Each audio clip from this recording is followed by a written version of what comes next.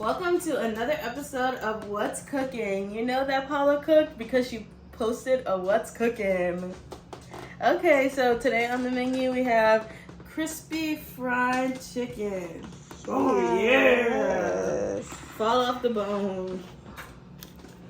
Period. Oh, whoa! The heat from this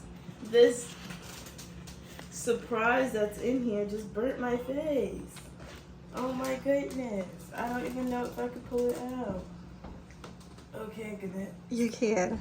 If anything happens, it's on camera.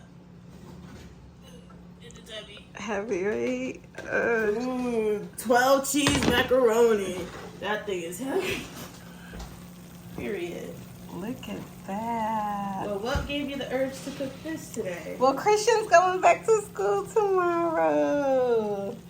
So I had to cook for my boo. Look at that layered macaroni and cheese.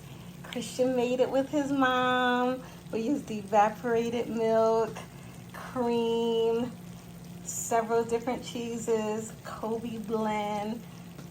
Made our little paste, poured it over the noodles with the fried chicken. Now we just gotta make some veggies. Yes, what do you think, Tran? What do you think? Oh, yeah!